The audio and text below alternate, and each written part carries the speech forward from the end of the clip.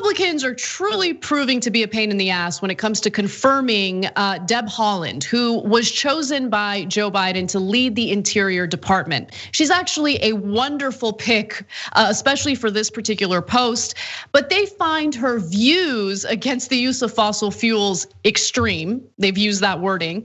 And now there are worries that even Senator Joe Manchin, someone who's been bought off by the fossil fuel companies, could also stand in the way of her confirmation.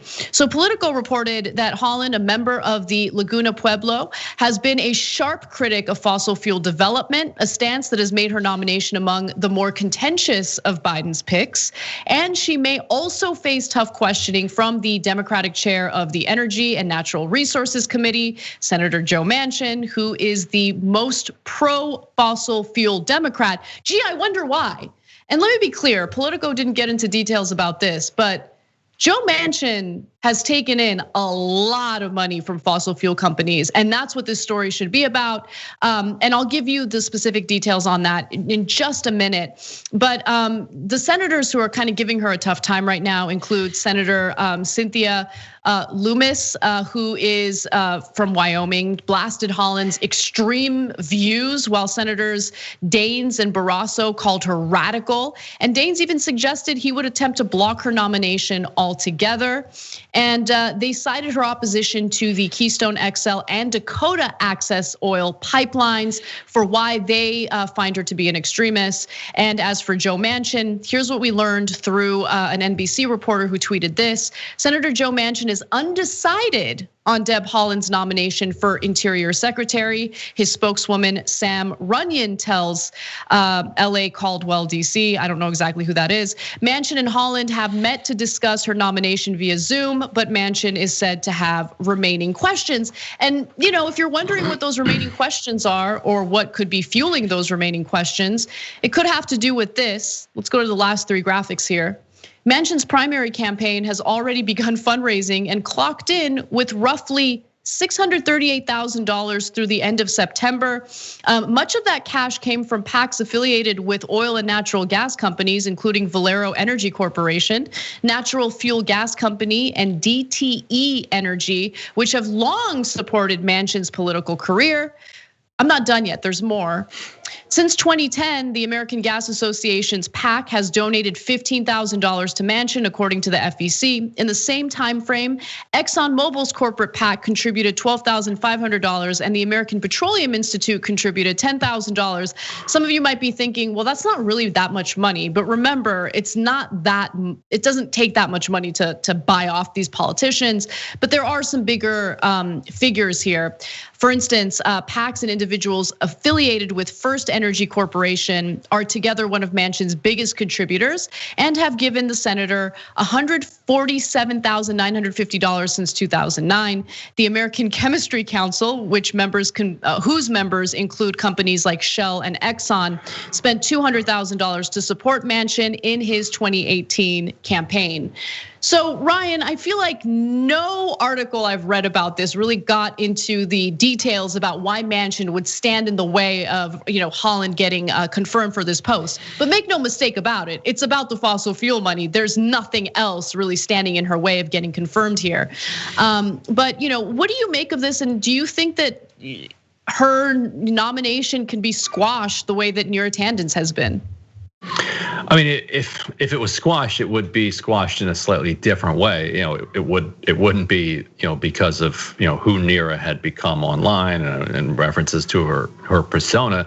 It would be much more ideological and purely an assault by the fossil fuel industry on somebody that they perceive as an opponent. But the irony is that Deb Haaland is. Yes, she's like in the mainstream of the kind of Democratic Party at this point when it comes to fossil fuels. Yes, she's against Keystone XL, she's against Dakota Access. So is the Biden administration. This is where the party has moved. People have kind of foisted on her this radical politics that comes from being the first Native American woman elected to Congress, and next to Sharice Davids. She won her primary before Sharice Davids. Sharice Davids, became a New Dem, and so doesn't remotely compete for kind of the online energy. But Deb Haaland, throughout a lot of her political career, was considered pretty much a mainstream Democrat in her home state, and so that really is going to make it a lot more complicated for Manchin to oppose her, because then it raises the question of, well, what's going on here? Like she's only representing the mainline Democratic national politics as we understand them at this point. So what is it about her that you're coming after? Now, one thing I think a lot of people should remember, and might save them a lot of heartburn over the next several months, is that when Manchin says that he's undecided, it means that he might blow everything up, but it also might just mean that he has some particular concessions that he's trying to extract from whatever situation that he's injecting himself into. And so what is it that he wants from the Interior Department? What does West Virginia want from the Interior Department? Generally, it's probably coal-related stuff.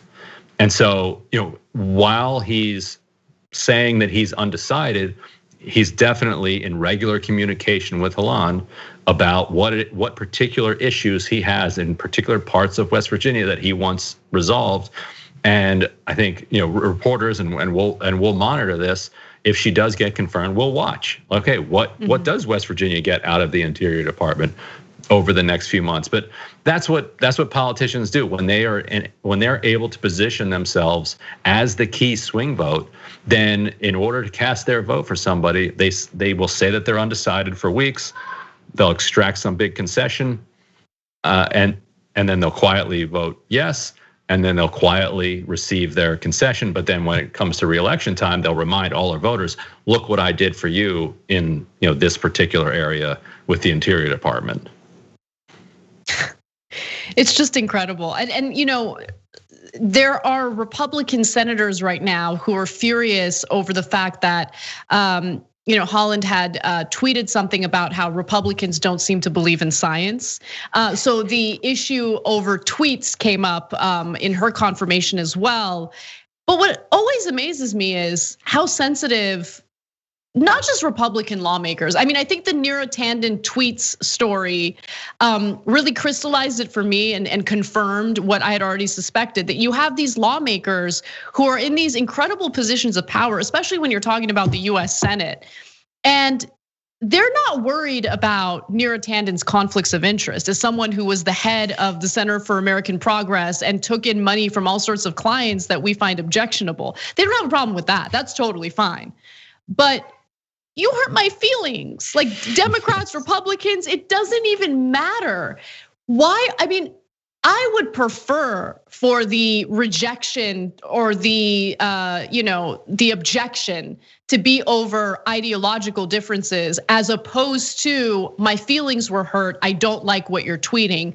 Who cares what they're tweeting? Unless what they're tweeting is a whole host of conspiratorial claims, which, by the way, some of these senators literally repeat conspiratorial claims during hearings. And we're gonna get to that story later, with one Republican senator. But I mean, what do you make of all that? And does this set the tone moving forward when it comes to conduct online?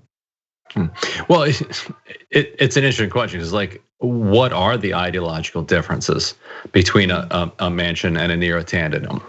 Neera does, fancy herself to be a member of the progressive wing of the party. She thinks that all the other progressives are wrong about everything that they do, and she thinks that the Democratic Party needs to, suffer conservatives like Manchin in order to maintain its majority.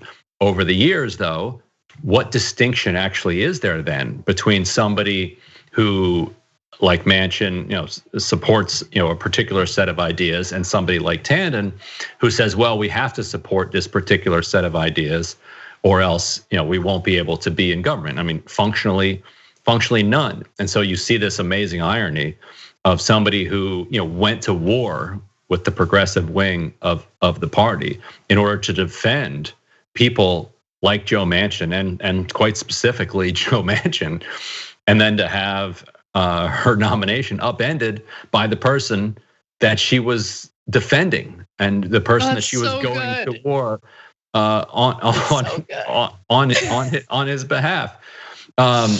And then you have all of these other like ridiculous arguments thrown in. But like Susan Collins said, she was upset that Neera had deleted tweets.